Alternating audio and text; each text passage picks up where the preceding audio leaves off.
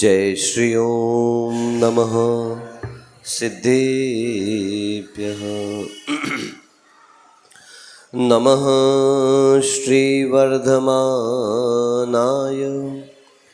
निर्धूतकलिलात्मने सालोकानां त्रिलोकानां यद्विद्यादर्पणायते अखण्डमण्डलाकारं व्याप्तं येन चराचरं तत्पदं दर्शितं येन तस्मै श्रीगुरवे नमः। हे भद्रबाहुनिर्ग्रन्थ महान योगी सेवा प्रवीण अतिशय हे ध्यान योगी आचार्यवर्य विपुल सागर शिष्यरत्न विपुल प्रभावक मुनीन्द्र नमोस्तु तुभ्यं। बोले पंच परमेष्टि भगवान की। मूलायक श्री 1008 चैतन्य चमत्कारी चिंतामणि पार्श्वनाथ भगवान की। संगस्य मूलायक श्री 1008 अजितनाथ भगवान की। 24 तीर्थंकर भगवान की। श्रमण कुल पितामह चारित्र चक्रवर्ती आचार्य भगवान शांति सागर जी मुनि महाराज की। परम पूज्य समाधि सम्राट परम पूज्य तृतीय पट्टाचार्य गुरुवर्षि धर्म सागर जी महाराज की। परम पूज्य समाधि सम्राट षष्ठम पट्टाचार्य आचार्य अभिनंदन सागर जी महाराज की। परम पूज्य सरलमना समाधिस्थ आचार्य विपुल सागर जी महाराज की। साक्षात विराजमान आचार्य भद्रबाहु सागर जी महाराज की। अहिंसा परमो धर्म की द्वादशांग जिनवाणी माता की।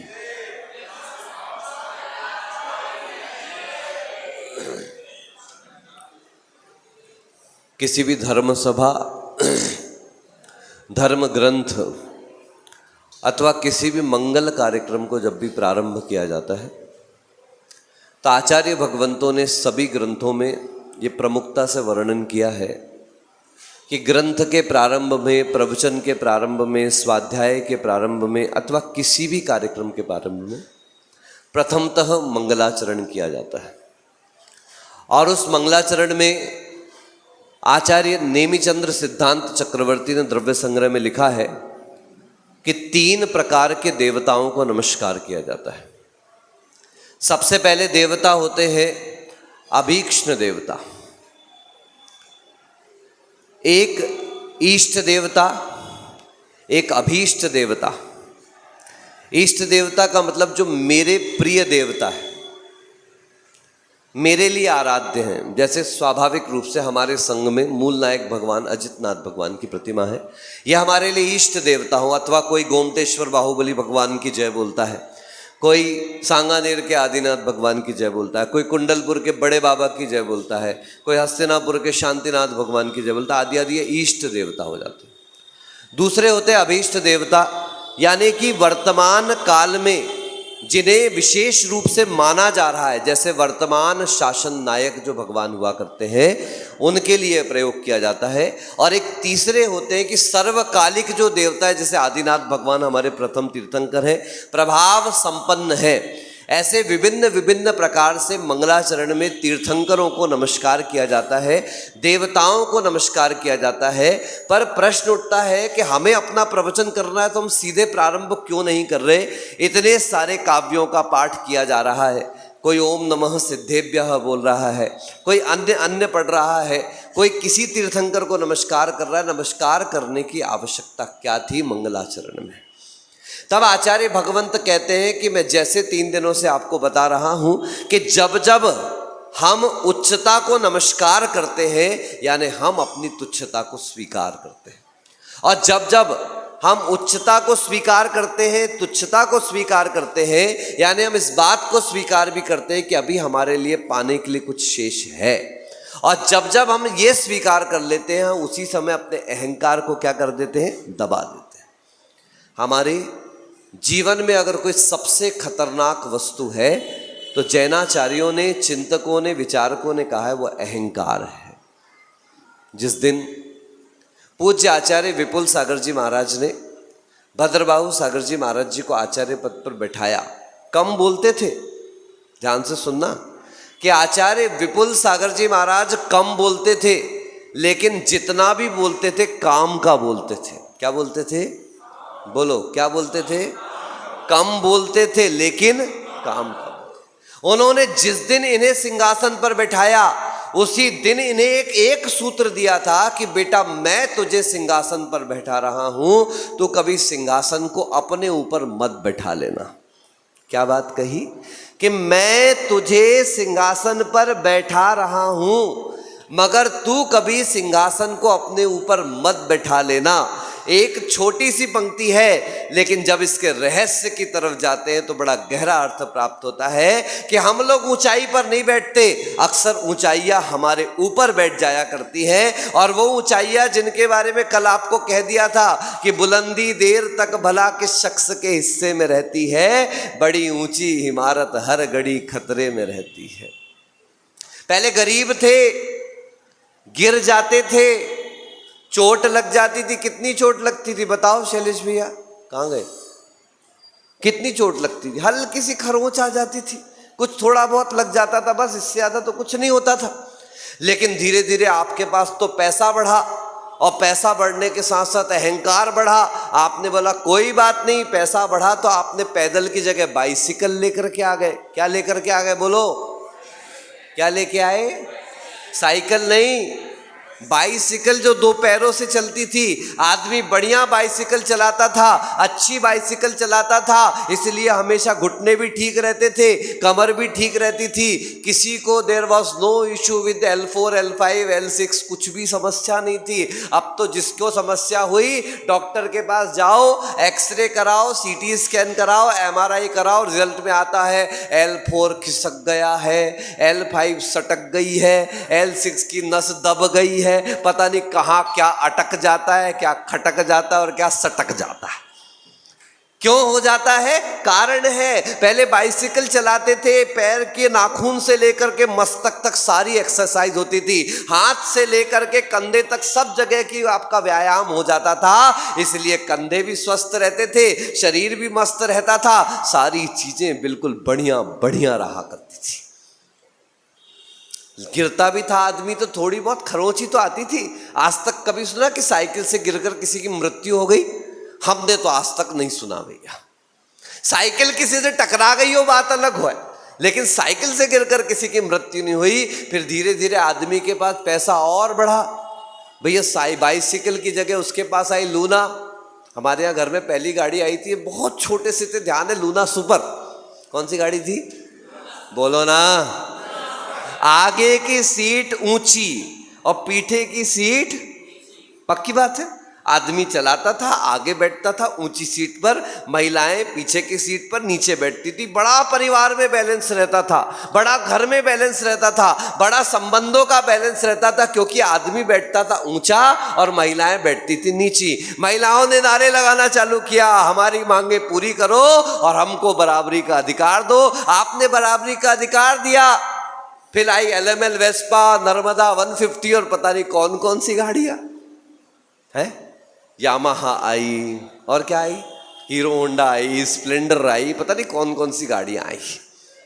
फिर धीरे धीरे देखो आपने उनको बराबरी से बिठाना चालू किया। बराबरी का अधिकार दे दो, उन्होंने मांगा है तो आपने दे दिया। अचानक से बाइक आ गई, कौन सी? उड़ी बाबा, अपाचे। आगे की सीट नीचे और पीछे की सीट। पहले का बैलेंस अलग था, आपने बराबरी में लेकर के आए, आपको दबाया गया, आप पहुंचे नीचे और देवियां पहुंच गई। और देखो बाइक भी चलाते हैं तो कैसे है? ऐसा बैठते हैं जैसे गैस फंसी हो तो निकलने के लिए तैयारी हो रही हो गई।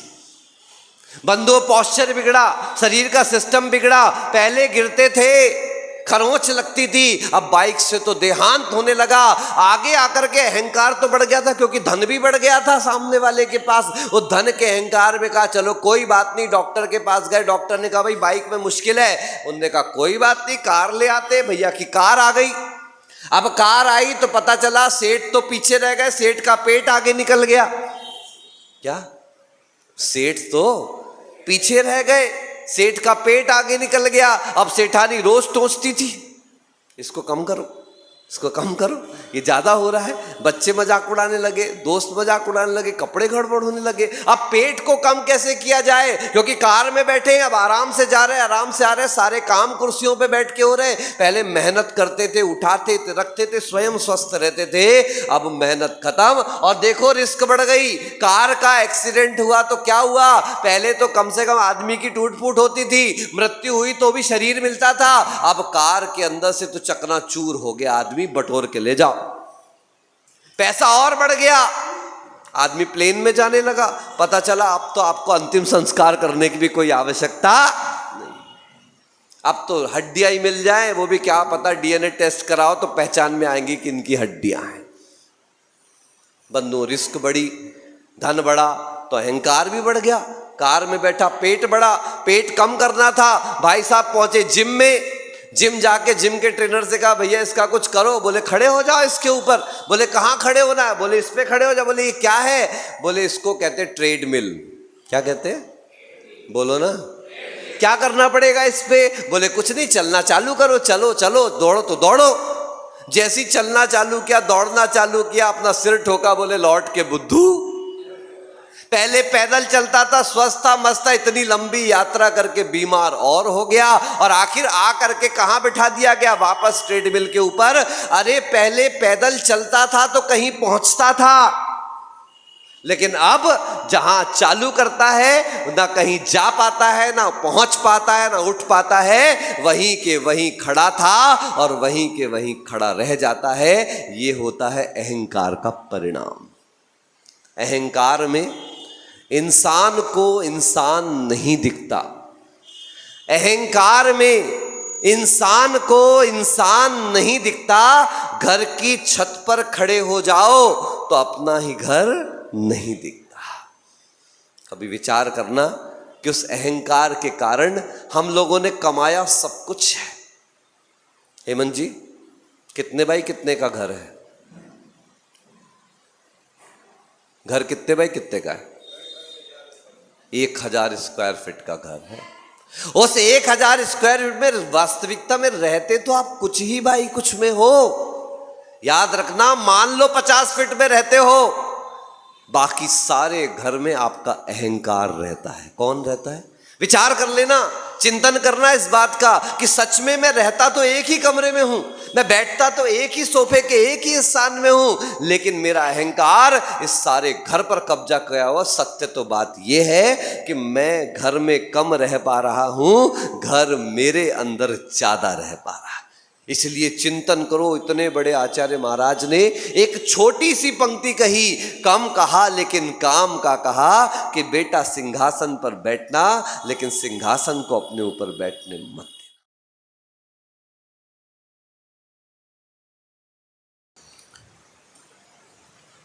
व्यक्ति का श्रद्धान कितना है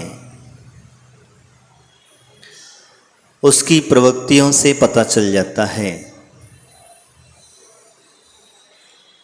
और श्रद्धान जिसका मजबूत होता है वही व्यक्ति मोक्ष चला जाता है। कल एक बात कही थी, अरहंत शरणम पवच्छामि, सिद्धि शरणम पवच्छामि, साहु शरणम पवच्छामि, केवली प्रणतो धम्मम शरणम पवच्छामि।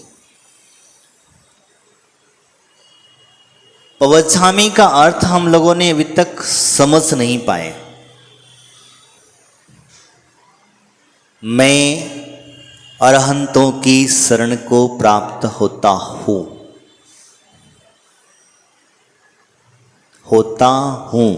समझना बात को।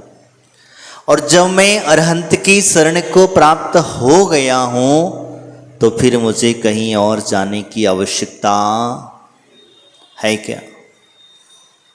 नहीं है ना। जब मैं इस पूरे का पूरा उनके चरण में हो गया हूं, अब मुझे कहीं आवश्यकता नहीं है। जैसे आपने कभी देखा होगा, शिष्य का समर्पण गुरु के चरणों में हो जाता है, और जब गुरु के पास उसका समर्पण हो जाता है तो वह ये विचार नहीं करता है कि मुझे गुरु अच्छे से रखेंगे या बुरा रखेंगे, गुरु मुझे तकलीफ देंगे या सुखी रखेंगे, वो तो सिर्फ और सिर्फ गुरु चरणों से उसका नाता होता है। गुरु चरणों से इतना नाता हो जाता है, इतना जुड़ जाता है कि गुरु के प्रति उसकी इतनी विनय और भक्ति हो जाती है, क्योंकि विनय भक्ति जब ही आएगी जब तुम्हारा समर्पण होगा, और जब तक समर्पण नहीं होगा तब तक तुम्हें कुछ भी मिलने वाला है क्या? हाँ, कल एक उदाहरण बताया था गुरुजी का मैं सिर पे बैठा था, भाव मले कुछ भी सही थे मेरे, लेकिन जैसे ही मैंने जो चरणों में बैठ करके उनके स्वाध्याय उनको सुनाया नहीं था, मैं खुद स्वयं श्रवण कर रहा था। उन्हें क्या सुनाना, स्वयं शुद्ध है, बुद्ध है, निराकर, अपनी आत्मा में इतना ज्ञान का अर्जन कर चुके हो, और जो ने जान लिया है कि मैं ज्ञानानंद स्वभावी हूं, जिन्होंने जान लिया है, समझ लिया है कि मेरे अंतर से जो ज्ञान भरा हुआ है वो मेरा ही है, अब उसके सामने मैं कितना भी स्वाध्याय सुनाऊं, क्या होने वाला था। लेकिन आपको बंधु एक सुंदर घटना कह रहा हूं कि जिस दिन से मैंने उनके चरणों में बैठ करके स्वाध्याय श्रवण करना, यानी कि मैं स्वाध्याय उनको नहीं सुना रहा था, मैंने स्वयं का अध्ययन प्रारंभ किया, वो उस दिन का दिन था कि गुरु के आशीर्वाद से, मुझे ज्यादा पढ़ा लिखा नहीं हूं मैं, आप लोगों को लगता जरूर होगा कि बहुत डिग्री प्राप्त कर, लौकिक शिक्षाएं अधिक प्राप्त कर ली होंगी। उस समय जब पढ़ने की उम्र थी तो खेल कूद में गुदा दिया, इधर उधर घूमने फिरने में गुता दिया। जब पढ़ाई का महत्व तो समझा तो तब उस समय पर लगा कि अरे हमने तो बहुत बड़ी गलती कर ली।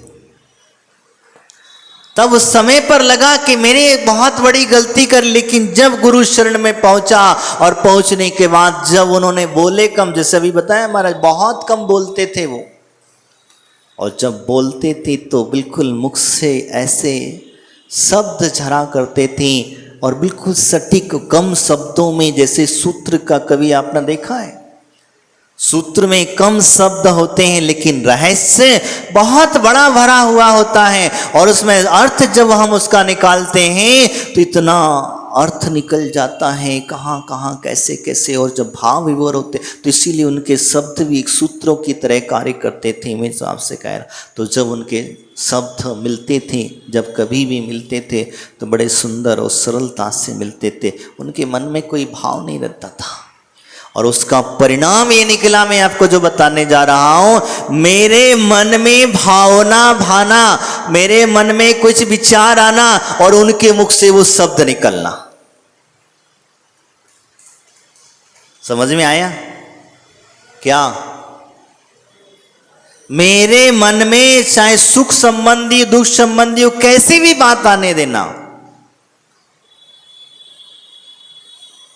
और जब से हम उस बात को समझ करके ले, तो जब पहुंचे, जब कोई कुछ टेंशन में होते थे, कोई बात प्रॉब्लम में होते थे, या कुछ आगे हमें चर्चा करनी रहती, तो वो पहले ही हमसे मुंह से बोलना चालू कर दे। हम बड़े कभी कभी आश्चर्य पड़ जाते थे कि महाराज जी को ये सब बात कहाँ से, हमने तो किसी से कहा तक नहीं, किसी से बोला तक नहीं,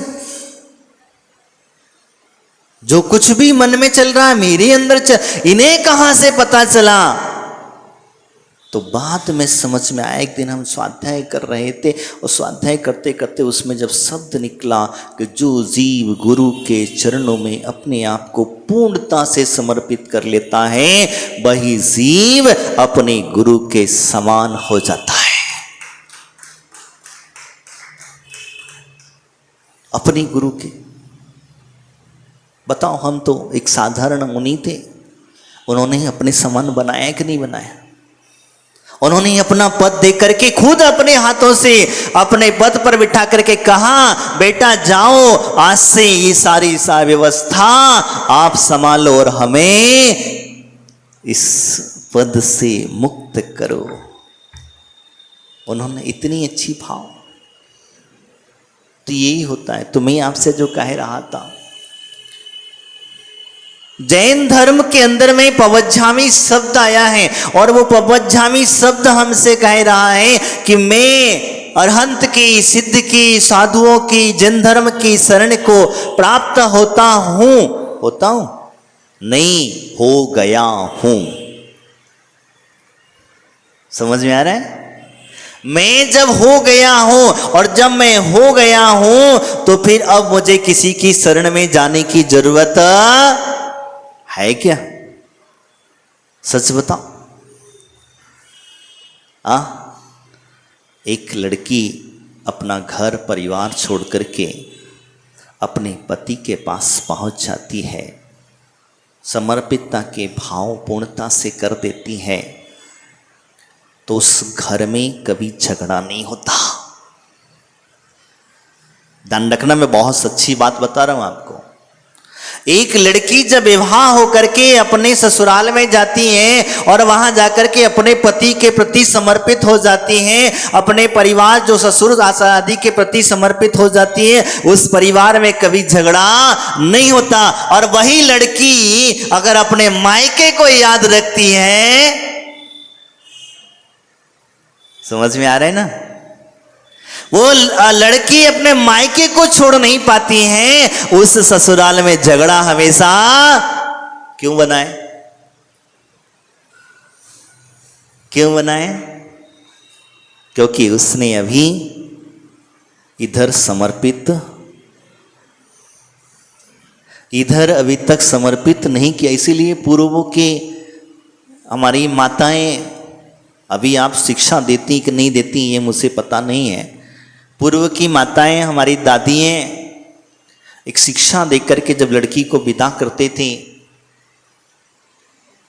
तो एक शिक्षा दिया करते थे कि बेटी अब तू पराए घर में जा रही है और पराए घर में जाने के बाद तेरा वो घर ही अपना है। क्या है? अब इस घर से तेरा कोई संबंध, लेकिन तुम वो के संबंध छोड़ते नहीं हो। छोड़ते क्या?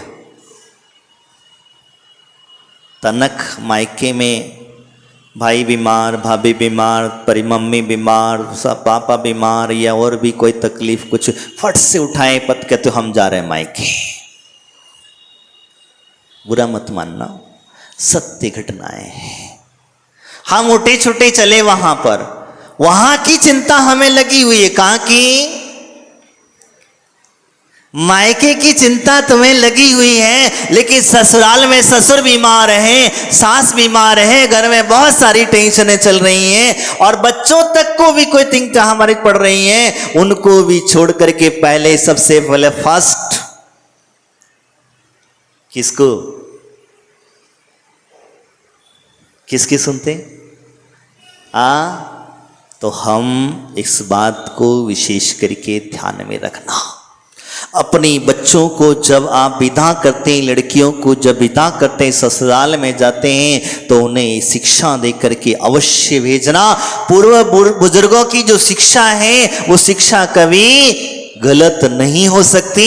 लड़कियां जाकर के दूसरे के परिवार में गई, वहां उन्हें इतनी तकलीफ, इतनी वेदनाएं, सब कुछ हुई, लेकिन उन्होंने अपने मायके वालों से कोई शब्द भी नहीं कहा। और यही कारण है, सतियों का जीवन उठा करके देख लो, कितनी सतियां हुई हमारे यहां। सतियों का जीवन उठा करके देख लो, आपको समझ में आ जाएगा। और अगर आपको सती बनना है तो उनके जैसा जीवन यापन करना प्रारंभ कर दो, तो तुम्हारा भी जीवन उनके जैसा बन जाए, यानी कि सती के साथ आपकी भी पूज्यता अपने आप बढ़ जाएगी।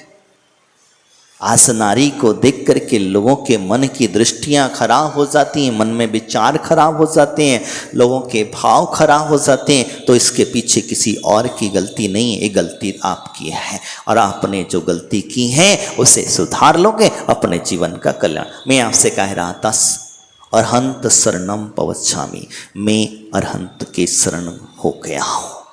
और जब हो गया हूँ तो जब मैं अरहंतों की शरण को प्राप्त हो चुका हूं, तब अब मुझे कहीं किसी की शरण में जाने की आवश्यकता, सिद्धों की शरण में पहुंच गया हूं, तो अब मुझे कहां जाना है? बताओ, सिद्ध शिला से बढ़कर के कोई जगह है क्या? तुम तो कहोगे कि भाई महाराज सब एक जगह बैठे बैठे थक गए, बोर हो गए। क्यों होता ऐसा ही है ना? जब आपको एक जगह, एक कमरे में, एक स्थान में, एक घर में, एक दुकान में जब बहुत अधिक समय तक रख दिया जाता है, तो फिर कहते हो थोड़ी सी छुट्टी क्या मिली कि चलो हमारे महाराज कह रहे हैं टर्की चलते हैं। कहने का तात्पर्य यह है कि हम वहां से उबरने लगते हैं, लेकिन सिद्ध शिला पर पहुंचने के बाद ध्यान रखना, सोच समझ के जाना सिद्ध शिला पे, क्योंकि तुमको घूमने की आदत है और वहां घूमने को, तुमको फिरने की आदत है, तुम्हारा पैर एक जगह टिकता, और पैर क्या करे बेचारा, मन ही सबसे पहला भग जाता है, शरीर बाद में जाएगा, पहले मन भग जाता है। और मन भगता है तो वचनों में भी थोड़ी सी ताकत आ जाती है, और जब वचनों में ताकत आती है तो शरीर कहता तू कहाँ रुका, तू भी चल।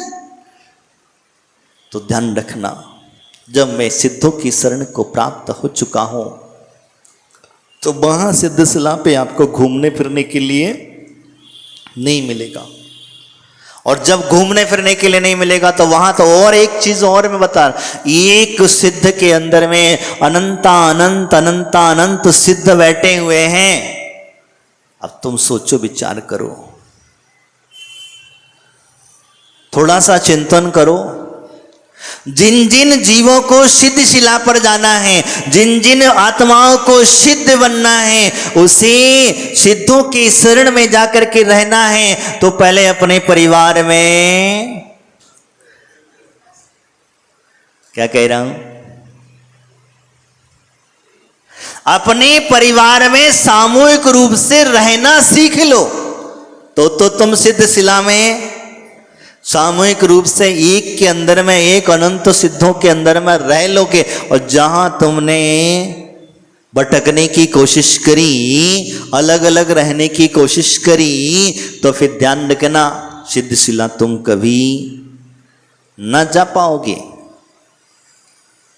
सिद्ध शिला का सुख कभी न प्राप्त कर पाओगे। इसीलिए हमारे आचार्य ने कहा, तुम जहां हो, जैसे हो, जिस अवस्था में हो, बस वहीं के हो जाओ। तुम अभिषेक करते तो अभिषेक के हो, भगवान के हो जाओ, पूजा करते पूजा के हो जाओ, प्रवचन सुन रहे प्रवचनों के हो जाओ, स्वाध्याय कर रहे स्वाध्याय के हो जाओ। होकर के तो देखो,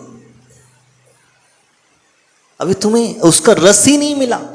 और जिस दिन तुम्हें रस मिल जाएगा, उस दिन तुम्हारी इच्छा उठने की होगी नहीं। आपको लगे बस बोलते रहें, हम सिर्फ सुनते रहें, श्रवण करते रहें। आपने देखा तीर्थंकर अरहंत भगवान की वाणी समुश्रण, जो जी पहुंच जाता है उसे कभी घर की याद नहीं आती, परिवार की याद नहीं आती।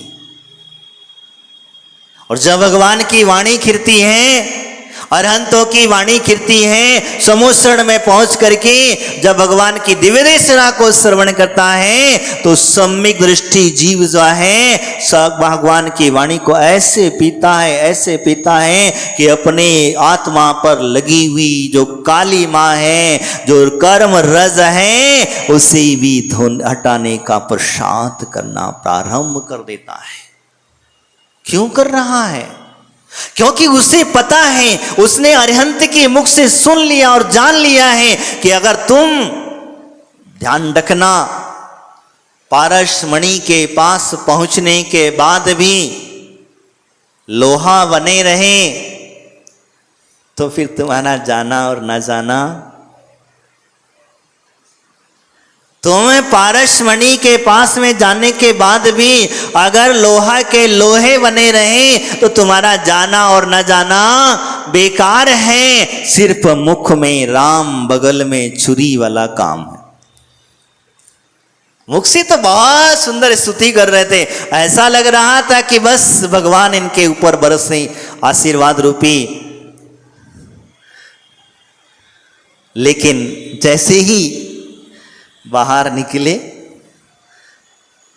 क्या हुआ? वही वचनों से, मुख से हम भगवान की स्तुति कर रहे थे और उन्हीं वचनों से हमने किसी को गलत शब्द भी बोलना प्रारंभ कर दिए। तो मैं कह रहा था सिद्धों की शरण को प्राप्त होना है तो हमें सामूहिक रूप से रहने का पुरुषार्थ करना होगा, हमें सामूहिक रूप में बैठने का पुरुषार्थ करना होगा। और जब हमें बैठना आ जाएगा तभी तो तुम्हें अपनी अंतस्य आत्मा का ध्यान हो पाएगा। हो पाएगा कि नहीं हो पाएगा? होगा ना। जब बैठना आ जाएगा, अब हमारी मुख क्या है, हमारी भावनाएं क्या है। अगर गलती से आपको कमरे में बंद कर दिया जाए, अगर आपसे कह दिया जाए कि चार दीवारी से बाहर नहीं जाना है, आप फिर क्या करोगे? क्या करोगे बताओ? कुछ देखने को ना मिले, अंधेरा ही अंधेरा हो, प्रकाश भी ना हो, ना खाने को है ना पीने को है, कुछ नहीं, बस चार दीवारी के अंदर में बंद कर दिया जाता है, तब आप क्या करोगे बताओ? है? उससे निकलने की कोशिश करोगे, ऐसा हमारे दादाजी का कहना, निकलने की कोशिश करो। और लेकिन आचार्य मांगतुंग स्वामी को 48 सालों के अंदर बंद कर दिया गया, अंधेरी काल कोठरी में डाल दिया गया। राजा ने इतने क्वेश्चन पूछे, इन्हें यातनाएं दी, सब कुछ, लेकिन एक शब्द भी मुख से नहीं कहा। और डालने के बाद वो काल कोठरी के अंदर में क्या किए? नहीं, वो स्तोत्र की रचना तो अलग से फूटी है, वो अंदर की आवाज फूटी। जब उन्हें काल कोठरी में बंद कर दिया गया तो भगवान मैं आपकी शरण को प्राप्त हो गया हूं। अब किसको? भगवान की शरण को प्राप्त हुए। अब मैं आपकी शरण में पूर्णता से समर्पित हो गया हूं, आपके चरणों में पूर्णता से समर्पित। भक्त अमृत सूत्र उठा के देख लेना, ज्यादातर उसमें यही चीज है। मैं आपकी जब शरण में पहुंच गए तो उस स्तुति का एक ऐसा रहस्य समझ में आया कि आज तक जैन ही नहीं, अदर लोग भी उस स्तुति को बड़े आदर के साथ कभी कभी उसको स्मरण करते हैं।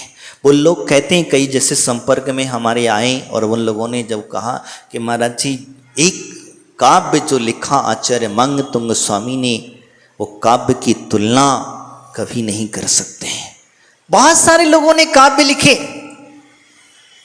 लेकिन जो रस भक्तामृत सूत्र में निकलता है, उसका जो एक एक शब्द का रहस्य जब फूटता है, तब लगता है कि हाँ, हमारे अंदर का अंधकार बाहर जा रहा है और वो अंधकार बाहर निकलता जाता है और अंदर से प्रकाश ही प्रकाश उत्पन्न हो जाया करता है। ऐसी भाव तो हम अरहंत सिद्ध साधु, तीसरे नंबर पर कहा, क्या कहा? साधु शरणम, यही है, मैं साधु की शरण को प्राप्त होता हूं या हो गया हूं। समझ के रखना। तो जब व्यक्ति साधु की शरण में चला जाता है और जब साधु की शरण को प्राप्त, अब यहां किसी एक व्यक्ति विशेष को नहीं कहा, किसी व्यक्ति विशेष साधु की उपमा नहीं, साधु शब्द समझना। और लोक के अंदर में जितने भी साधु हैं, एक जगह नहीं, भरत क्षेत्र की बात नहीं है, लोक के अंदर में जितने भी रत्नात्रयधारी हैं, मैं बीच में भी आपको सम्यदर्शी ज्ञान चारित्र की बात कही है। साधु की परिभाषा यहां से वो लगाना जिनके पास सम्यक दर्शन है, सम्यक ज्ञान है, सम्यक चारित्र है, वो साधु की संज्ञा में लगाना। नहीं तो पता चले कल जैसे हमारे बगल में आके बैठ गए थे, उनको भी साधु कहते हैं। माताएं समझ गई होंगी, हम किसी का नाम नहीं लेते हैं। तो कभी कभी ऐसे साधुओं को साधु मत मान बैठना। कभी कभी और भी आपको साधु दिखते हैं, उनको साधु मत, इस संज्ञा में मत ले आना। क्योंकि नमो लोए सव्य साउड़म, और नमो लोए सव्य साउड़म का मतलब ये होता है कि लोक में जितने भी रत्नात्रय के धारी हैं, जिनके अंदर में रत्नात्रय है, वही हमारे लिए पूजनीय है। और मैं उन्हीं उत्कृष्ट साधुओं की शरण को प्राप्त होता हूं। निकृष्ट की सेवा मत करना। मैंने बीच में भी कहा था, पत्थर की नाव में बैठ करके कभी समुद्र पार किया जाता नहीं है, और पत्थर की नाव में जो एक बार बैठ गया वो पता नहीं अनंत संसार गोते खाते रहेगा, वो डूबेगा ही डूबेगा। और जो लकड़ी की नाव में, रत्नात्रय की नाव में बैठ गया, वो अवश्य आज नहीं तो कल मुक्ति को प्राप्त अवश्य कर लेगा। साहु शरणम, साधु की परिभाषा समझ में आई? उन्हीं साधु की शरण। क्यों हमने ऐसा कह रहे हैं, बार बार आपको जोर दे रहे हैं? क्यों दे रहे हैं? क्योंकि हम आज अपने मार्ग से भटक चुके हैं, हम अपना रास्ता भूल चुके हैं। और जब रास्ता भूल जाते हैं तो फिर क्या होता? पतन निश्चित है, दुख हमें प्राप्त अवश्य होगा, सुख प्राप्त नहीं होगा। क्योंकि सुखी की संगति करोगे तो सुख मिलेगा, जिसके पास ज्ञानी की संगति करोगे तो ज्ञान मिलेगा, चारित्रवान की संगति करोगे तो तुम्हारे पास चारित्र प्राप्त होगा, जिसके पास श्रद्धा है उसकी संगति करोगे तो तुम्हारा मन भी एक ना एक दिन श्रद्धावान अवश्य हो जाएगा। लेकिन बस शर्त है, थोड़ा सा चिंतामणि रत्न से अपने लोहे को रगड़ लेना। बस शर्त है वो पारस पत्थर से अपने लोहे को रगड़ लेना। क्योंकि जब रगड़ोगे तभी तुम्हारा पत्थर, तुम्हारा लोहा स्वर्ण बन पाएगा। नहीं तो पत्थर तो हमारे पास में है, कौन बैठे तुम्हारे मूल नायक, ये पारस पत्थर ही तो है, ये साधारण पत्थर नहीं है। जो पत्थर की भगवान बन जाए, जो पत्थर पूजनीय हो जाए, जिसकी तुम बड़े आदर के साथ अरहंत के समान स्तुति करो, सिद्धों के समान भक्ति करो, सिद्ध समझ करके भक्ति करो, वो साधारण पत्थर होगा? होगा क्या? होगा? सच बताओ, नहीं ना? ईमानदारी से कहते हो साधारण पत्थर होगा? नहीं। और इसी में से अरहंत के गुण निकल जाएं, सिद्ध के गुण निकल जाएं, क्या इस पत्थर को तुम पूजोगे? नहीं, कोई माथा तक नहीं झुकाएगा, ये तक नहीं कहेगा, यहां तक देखा कि वो तो चला जाएगा देख करके, अरे ये पूजनीय नहीं है, वंदनीय नहीं है, इनकी स्तुति करना व्यर्थ है। एक पत्थर की नाव पर बैठना पड़ेगा, इसलिए हम उसकी पूजा अर्चा आदि नहीं करते। तुम इसीलिए कहा साधु परमेष्ठी, और उन साधुओं की जब हम आराधना करते हैं तो अवश्य हम अपने जीवन का कल्याण कर लेते हैं, हम अपने अंदर में उज्जवल चारित्र का निर्माण कर लेते हैं। क्यों करते हैं चारित्र का निर्माण? जो व्यक्ति चारित्रवान साधुओं की संगति करेगा तो उसका जीवन हमेशा चारित्रवान ही रहेगा। मैं आपको ऐसी कई घटनाएं बता सकता हूं, लेकिन समय का अभाव, इसलिए मैं आपको उस विषय में नहीं लेकर के जाऊंगा कि चारित्रवान साधुओं की संगति करने का क्या फल मिलता है, कैसे कैसे तुम्हारे जीवन पर चारित्र में छोटे से रूप में। हमेशा हम लोग तो तत्वा सूत्र पढ़ते हैं, उसमें एक शब्द आया स्टार्टिंग मंगलाचरण में, कहते बंदे तद्गुण लब्धे। समझ में आया? जिसकी संगति करी, जिसकी वंदना करी, जिसकी स्तुति करी, अगर उसकी स्तुति वंदना करने के, पूजा करने के पश्चात अगर उसके गुण अगर हमारे अंदर आएंगे कि नहीं आएंगे, बताओ, सच बताओ, आएंगे कि नहीं आएंगे? सच बताना, आएंगे ना? कब आएंगे? जब तुम शरण को प्राप्त हो जाओगे तब। समझ में आया? इसके पश्चात आगे कहा, केवली प्रणतो धम्मम शरणम पवच्छामि। केवलियों के द्वारा बताया हुआ मार्ग, रास्ता, धर्म जिसको हम कहेंगे, जिनेंद्र भगवान के द्वारा बताया हुआ धर्म ही श्रेष्ठ है, अन्यथा आप ध्यान रखना।